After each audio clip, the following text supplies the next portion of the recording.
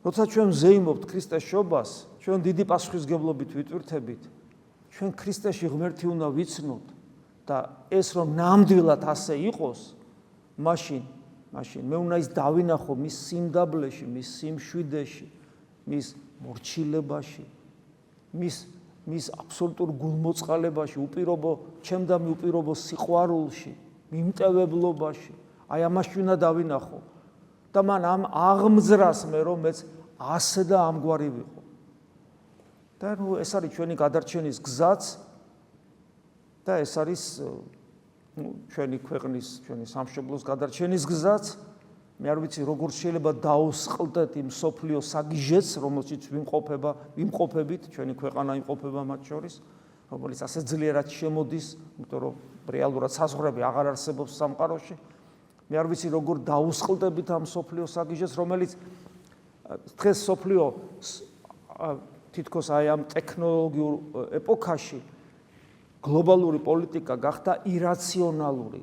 არანაირი ლოგიკა აღარ არის. ირაციონალურობა არის ნიშანი იმისა, რომ ჩვენ გონებას ვკარგავთ. ადამიანები კარგავენ გონებას.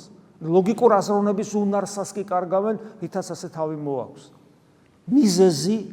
მიზეზი არის სიყვარულის განხმობა, ანუ სიკვდილი და ეს რას ნიშნავს? სიყვარული ქრება რა, მორჩა არა. სიყვარული ქრება, იკლებს და ქრება, ესე იგი მისი საპირისპირო მდგომარეობა დომინანტი ხდება ჩვენში, სიძულვილი. დიახაც, სიძულვილი, ირაციონალური მდგომარეობა, იმიტომ რომ ის ეშმაკის ენერგიაა და ეშმაკის მსგავს ხსნის ადამიანს. და დიახაც, სავსებით შესაძლებელია, როდესაც გაიგიჟონ თავი და ერთმანეთს დაერიონ. სულტყვილ უბრალოდ.